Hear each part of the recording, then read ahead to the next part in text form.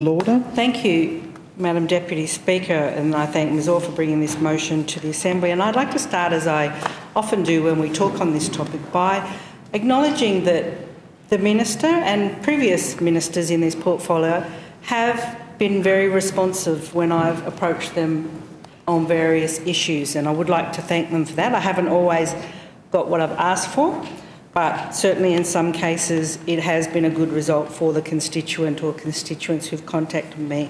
And I'd also like to commend the Directorate. I know that I, for one, am an enthusiastic user of Fix My Street, and they get more than their fair share of issues that I raise as I go around my electorate. But I would like to touch on a few specific items that occur in my electorate, and as Ms Lakuta referred to, municipal issues are one of, I think, the most common types of issues that are raised by constituents. The first one I'd like to touch on was about Anketel Street in Greenway opposite the Hyperdome. And there was an election commitment of about $3 million committed to the Anketel Street renewal, and stage one is, I believe, recently completed. But I've seen many comments on a community Facebook page called My Tuggeranong, who had a couple of comments about that lighting feature on Anketel Street. Originally, the post postulated that it was an art installation, and a series of, I think, 4 posts have received over 17,000 views and hundreds of comments, which I think demonstrates how people are feeling about this particular lighting feature, which originally was thought to be an art installation. Whilst the paving, the new seating and the trees are, I think, relatively well received, it may not have been exactly what some people were expecting, the lighting feature has attracted a lot of comments, most of them uncomplimentary, such as, "It's a bird toilet, don't stand underneath it. It looks like a giant tripod or for a Bunsen burner. It looks like a stovetop element. Someone will put a giant kettle on it. Is it a bird? Is it a plane? Is it a rose trellis or a lighting feature? Or is it meant to be art?" So there was quite a bit of consultation, Madam Deputy Speaker, about the Anketel Street works, and I note, for example, that the Tuggeranong Community Council put in some comments, and I'll read a couple of those comments that the Tuggeranong Community Council put in, and I read that mindful of Ms Orr's motion about engaging the Canberra community. So the Tuggeranong Community Council have said, and in part they've written quite an extensive comment, "We're very concerned that planning for this significant public space has proceeded to a construction phase with no overall vision or plan for the laneway precinct from the Hyperdome to the lake foreshore.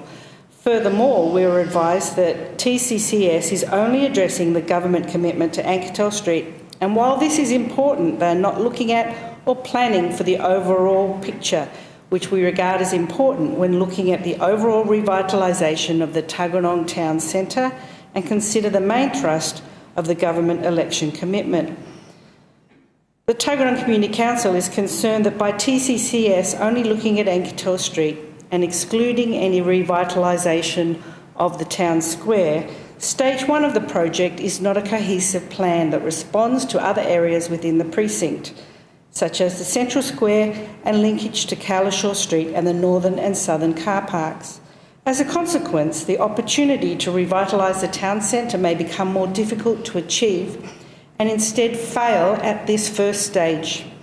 This is very much at odds with the community expectations resulting from the consultation process and understanding of the scope of the project, albeit this work is described as stage one of a broader but as yet unplanned project. To proceed with stage one of this project is rather like putting a roof on a house before the walls are built and there is no floor plan for how many rooms. The risk to the overall project success is simply too great to proceed without stage one being revised to consider critical basic needs. A number of submissions raised concerns about the laneway and town square, etc., etc. Another comment that I received said, from Tuggeranong Arts Centre, they felt that what was happening in stage 1 of the revitalisation along Anketel Street did not reflect community consultation, and the Arts Centre had plans to use it for pop-up arts space, and the new furniture and trees that were installed made their plans and hopes impossible. So on the one hand, Madam Deputy Speaker, we have a government that's saying they want community consultation, but then they're not taking that consultation and that input into account. On another issue in my electorate, Gartside Street, early this year I wrote to the Minister seeking clarifications on the plans for improvements to Gartside Street. And in May, some time later, the Minister wrote to me and advised me that work would commence at Gartside Street in May. On 1 June, I visited Gartside Street to see how development was progressing, and it wasn't. I posted a video of the area and wrote to the Minister again. The comments I received included, "The place is a disaster. I try to avoid the area due to lack of parking. I can only hope they do something soon. It's an area waiting for an accident to happen. It's an absolute nightmare. Parking is awful, including lighting at night, etc., etc." Work is now underway, I'm pleased to see, Madam Deputy Speaker, and I hope that it meets the deadline, and because of the late start, that the project will be completed in November, as the Minister has advised me, because, of course, at the moment with the construction work going on, it's even more of a nightmare than it was before. But people are hopeful of a good end result, and I'll certainly be monitoring the situation. On another issue, the Learn to Ride Park at Lake Tuggeranong, I've received and I've passed on to the Minister many complimentary remarks about the Learn to Ride Park at Lake Tuggeranong. It's a great park and families are really enjoying it. But one of the things that I wrote to the Minister about from constituents was the request for additional seating. And the response I got was that the garden beds around the Learn to Ride Park made additional seating difficult to install.